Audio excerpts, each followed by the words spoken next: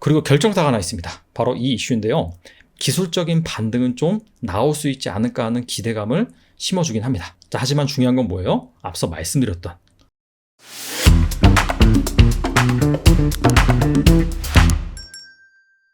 자, 금일 정말 국내 증시가 처참하게 하락을 했습니다. 코스피 지수는 2%, 코스닥 지수는 3% 넘게 하락을 했어요. 이틀 전에도 하락률이 어마어마했는데 사실 전일 장 마감을 앞두고 급 반등을 해서 이제는 좀 저점을 다지고 올라가지 않을까라고 생각을 했는데 여지없이 무너져 버렸습니다. 근데 사실 한 10시까지만 하더라도 그렇게 분위기가 나쁘지 않았어요. 사실 노드스트림 가스관 폭파 이슈에도 불구하고 장 초반 견고한 모습을 보였죠. 그 이유가 미국장에서 이 반도체 경기 바닥 기대감에 따른 마이크론이 한 3% 정도 급 반등을 했었고요. 그 다음에 몇몇 빅테크 기업 역시 견조한 모습을 보였습니다. 그래서 장 초반 이러한 흐름이 계속해서 이어지다가 갑작스럽게 10시를 기점으로 폭락을 하기 시작합니다. 자, 그래서 왜 이렇게 금일 증시가 폭락을 한 것인지, 그리고 어느 정도 바닥을 다지고 반등을 하기 위해서는 어떤 이벤트가 발생을 해야 되고 그러한 이벤트는 또 언제 자리하고 있는지, 그런 부분에 대해서 한번 알아보겠습니다. 자, 첫 번째는 바로 애플발 악재였습니다. 이거 아마 다들 아실 거예요. 한 오전 정도에 뉴스가 나왔는데, 자, 블룸버그에서 나온 뉴스입니다.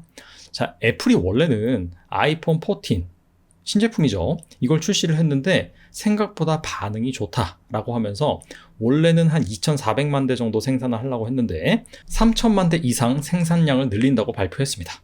자, 근데 금일 다시 막상 출시를 해보니까 수요가 그만큼 탄탄하지 않다라고 하면서 생산량을 늘린다는 계획을 철회를 했습니다. 뭐 인플레이션이다, 경기 침체다, 그럼에도 불구하고 몇몇 이 브랜드 있는 기업들 같은 경우에는 견고한 실적을 유지할 것이다. 그 중에 대표적인 기업이 바로 애플이다. 그래서 이 애플이 어떻게 본다면은 증시의 버팀목이었습니다. 하지만 이와 같이 생산량을 늘린다라는 이슈가 철회되자마자 그러한 기대감도 무너졌다라고 볼 수가 있고요. 자, 두 번째 악재 같은 경우에는 바로 위안화입니다. 자, 위안화 고시 환율이 갑작스럽게 한 12시 전, 한 11시 정도 됐던 것 같아요. 이때부터 엄청나게 올랐습니다. 자, 그래서 위안화 가치가 14년 만에 달러 대비 최저점을 경신을 합니다. 사실 유로화 쓰러졌고요. 그 다음에 엔화 박살이 났죠. 최근에는 파운드와 원화 같은 경우에는 이미 박살이 났고요. 근데 위안화 같은 경우에는 그나마 좀 꿋꿋하게 버티고 있었는데 위안화도 항복을 했다. 사실 이 중국 환율 같은 경우에는 고정 환율제입니다. 환율은 1달러당 6.8위안에서 고정을 하는 페그제를 실시를 했는데, 자, 그럼에도 불구하고 이 위안화 매도, 중국 주식이라든지 채권, 이런 매도 압력이 계속해서 작용을 하다 보니까, 자, 보시다시피 이렇게 위안화 환율도 달러 대비 급락하는 것을 알 수가 있습니다. 자, 이렇게 위안화 환율이 하락한다. 국내 증시에 뭐가 부정적이냐? 자, 신흥국 중에서 가장 많은 비중을 차지하고 있는 것이 중국이고, 우리 역시 신흥국에 포함이 되어 있죠. 그리고 요즘 같은 경우에는 중국만 콕 집어서 투자를 한다든지, 한국만 콕 집어서 투자를 한다든지, 자, 그런 것보다도 패시브 자금이 이 신흥국 쪽 경기가 좋아진다, 투자 매력이 있다라고 한다면 한꺼번에 들어가 버립니다.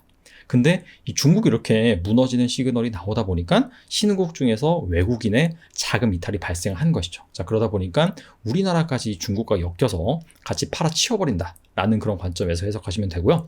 특히나 우리나라 경제가 중국에 많이 영향을 받다 보니까 그러한 영향도 국내 증시에 부정적으로 작용을 했습니다.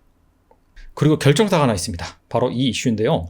백악관의 국가경제위원회 국장인 디스라는 사람이 있습니다. 자, 바로 이분인데, 자, 기사 제목을 보시면은 백악관에서 디스가 말하기를, 자, 강달러 현상은 바로 미국 경제 강인함을 반영한다. 자, 이런 식으로 브리핑을 했습니다. 상당히 좀 얄미워 보이죠. 즉, 앞서서 애플 역시 뭔가 실적이 위태위태한 상황인데, 그리고 블룸버그에서 최근 나온 기사에 따르면은 98% 리세션 확률이다 라고 발표를 했는데, 자, 그런 것들은 무시를 하고 지금 강달러 현상 같은 경우에는 그만큼 미국 경제가 견고하기 때문이다 라고 말을 한 것입니다. 자, 그러다 보니까 달러 강세가 계속해서 이어지는 것이죠. 그리고 채권 시장에서도 미국 국채 금리가 더 가파르게 상승을 하는 것입니다. 자, 그래서 보시다시피 이 달러 지수가 114를 돌파를 했습니다. 거의 115까지 장중에 치솟았고요. 그러다 보니까 원달러 환율 같은 경우에도 사실상 한 10시까지는 그래도 1425원대를 유지를 하다가 보시다시피 그 이후로는 급등을 해서 거의 뭐 1440원을 넘어서 1450원까지 달려가는 그런 상황이 발생을 했다. 자, 그래서 오늘 발생한 악재 총 정리를 해보면 믿었던 애플마저도 지금 실적이 위태위태할 정도로 사실상 경제 상황이 좋지 않은데, 자, 그럼에도 불구하고 백악관에서는 미국 경제는 견고하다. 그래서 이 강달러 현상을 사실상 용인할 것이다. 그런 식으로 밝히다 보니까 달러 강세가 이어지고, 그러다 보니까 우리나라처럼 신흥국 통화가 이 달러 대비 상당히 약세를 보이다 보니까 외국인의 매도세가 기계적으로 일어났다. 즉 이러한 수급적인 여파로 국내 증시가 무너졌다. 자, 이렇게 볼 수가 있습니다. 자, 그렇다면 반전의 포인트, 이 시장의 하락을 야기시킨 이런 포인트가 되돌려지기 위해서는 과연 어떤 현상이 발생을 해야 되느냐? 당연히 달러 약세 현상이 발생을 해야겠죠. 크게 외부적인 요인, 내부적인 요인 두 가지로 나눠볼 수가 있는데, 외부적인 요인 같은 경우에는 일단은 유럽, 상대적으로 유럽 통화, 즉 유로화가 달러 대비 약세를 보이니까 달러 인덱스가 더 강세를 보이는 것이거든요. 그래서 유럽 경기가 개선이 되거나 중국 같은 경우에도 좀 경기가 개선된다라고 한다면 위안화 환율이 달러 대비 좀 강세를 보이면서 이러한 패닉셀이 좀 잦아질 수가 있습니다. 자, 근데 유럽 경기 당분간은 사실상 뭐 좋아질 기미 보이지 않고요. 중국 같은 경우에도 지금 계속해서 제로 코로나 정책을 펼치고 있는 가운데 그나마 좀 전당대회 이후에 자, 그런 현상이 좀 완화될 것으로 보입니다. 자, 이에 따라서 당분간은 외부적인 요인에 의해서 뭔가 달러 약세가 지속될 가능성은 낮다라고 판단이 되고요. 자, 두 번째 내부적인 요인, 즉 미국 내부적인 요인인데 크게 두 가지를 들 수 있을 것 같아요. 첫 번째 실업률. 자, 실업률 데이터가 이제는 좀 높게 나와야 됩니다. 뭐 실업수당 청구 건수 이런 것들이 예상치를 상회한다든지 아니면 실업률이 좀 높아진다든지, 자, 그런 이벤트가 발생을 해야지 강달러 현상이 좀 약화될 수 있고요. 자, 두 번째는 인플레이션이죠. 인플레이션이 어느 정도 좀 둔화되는 흐름이 나와야지 연준에서 기준금리를 예상한 것만큼 못 올린다면 그러면 또다시 이 달러 약세 현상이 발생할 수가 있습니다. 자, 그런 차원에서 이번 주에 발생하는 좀 주요 이벤트 살펴보면 일단은 목요일 바로 29일이죠. 이때 2분기 미국의 GDP 성장률 발표가 있고요. 근데 이건 좀 과거치기 때문에 뭐 그렇게 중요하지 않다라고 볼 수가 있고, 앞서 말씀드린 이 실업률 데이터, 실업과 관련된 데이터, 실업수당 청구 건수가 나오는데, 자, 이게 좀 생각보다 높게 나온 게 중요합니다. 그리고 마이크론의 실적, 이거는 제가 지난번 방송에서 27일날 발표한다라고 했는데 이건 제가 착오했습니다. 정정을 하겠습니다. 목요일날 발표가 되는데 기업의 실적은 좀 잘 나올 필요성이 있어요. 특히나 이 마이크론 같은 경우에는 이 반도체 기업이다 보니까 삼성전자나 SK 하이닉스 주가에도 좀 영향을 미치겠죠. 그 다음에 금요일 같은 경우에는 8월 PC 물가 지수가 발표가 됩니다. 근데 참고로 이 8월 PC 물가 지수 같은 경우에는 이미 CPI가 좀 높게 나왔기 때문에 그렇게 뭐 반전 포인트를 만들 가능성은 낮긴 하나, 어쨌든 간에 이 낮아진 눈높이에 맞춰 가지고 이 PC 물가 지수가 예상치를 부합하거나 좀 하회를 한다 라고 한다면 그나마 좀 또 약달러 현상이 발생을 하면서 증시에 좀 매수세가 유입될 수가 있습니다. 뭐 중국의 9월 제조업 서비스 PMI 같은 경우에도 좀 잘 나오면 긍정적이라고 볼 수가 있겠죠. 그리고 지금 현재 코스피 밸류에이션인데요.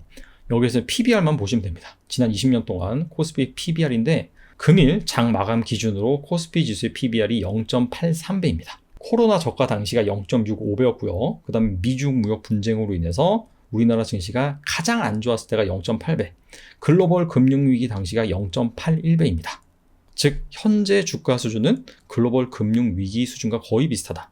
LG 에너지 솔루션을 제외한다라고 한다면 거의 똑같다라고 보시면 돼요. 그리고 장 마감하고 나서 자, 증안 펀드를 재가공한다. 자, 증시 안정 펀드라고 보시면 됩니다. 은행권이라든지 정부가 합심을 해서 자금을 마련을 한 다음에 증시에다가 자금을 좀 쏴준다. 자, 그런 의미죠. 사실상 수급상으로 그렇게 긍정적이다라기보다도 상징적인 의미가 있습니다. 그래서 이 밸류에이션 매력, 그 다음에 증안펀드 재가동 이슈가 나왔기 때문에 어느 정도 이 선에서 기술적인 반등은 좀 나올 수 있지 않을까 하는 기대감을 심어주긴 합니다. 자, 하지만 중요한 건 뭐예요? 앞서 말씀드렸던 강달러 현상이 좀 누그러 틀어져야지만 의미 있는 반등세가 나올 수 있다. 이 부분이 핵심이라고 볼 수 있습니다. 뭐 싸다, 그리고 증안펀드 재가동한다. 자, 이런 것들은 일시적으로 좀 기술적 반등을 만들 수는 있어도 정말 중요한 것은 약달러 현상이 발생을 해야 된다. 그게 가장 증시에서 급한 불이라고 볼 수가 있습니다. 자, 그래서 정리해 보겠습니다.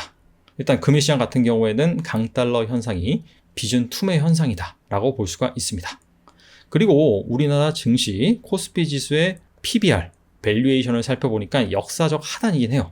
그리고 증안펀드 조성 얘기가 나오고 있습니다. 근데 이것도 참 안타까운 게 이미 지금 개인 투자자들이 많이 물린 상황에서 여기저기에서 반대 매매 나오고 손절하고 이런 상황인데 여기에서 만든다. 사실상 좀 선제적으로 했었어야죠. 그래서 이런 부분은 좀 안타깝다.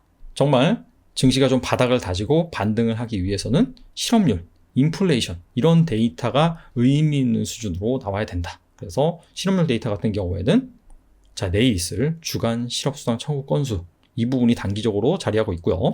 그 다음에 8월 PC 물가지수가 30일 날 발표가 됩니다. 그래서 이런 것들이 어느 정도 좀 전환점을 만들 수 있습니다. 근데 앞서 말씀드린 것처럼 PC 물가지수 같은 경우에는 이미 8월 CPI가 높게 나왔기 때문에 큰 기대를 하지 않고 있습니다. 그래서 정말 중요한 것은 10월 13일 날 있을 9월 미국의 소비자 물가 지수입니다. 자, 여기에서 어느 정도 좀 반전의 포인트가 나와야지만 증시가 어느 정도 바닥을 다지고 좀 반등이 나오지 않을까 생각을 해봅니다. 자, 아무쪼록 시장이 상당히 좀 어려운데 제가 방금 말씀드린 반전의 포인트 자, 이런 부분에서 정말 좀 지표가 긍정적으로 나와서 어느 정도 반등이 나아졌으면 좋겠습니다. 그리고 그런 반등이 나왔을 때 혹시라도 100% 지금 주식에 들어가 있는데 특히나 좀 이상한 주식들을 많이 가지고 있다라고 한다면 그런 기회를 활용을 해서 약간 좀 현금화를 하면 어떨까 싶습니다. 이런 상황에서는 리스크 관리가 아무래도 좀 필수인 것 같습니다. 감사합니다.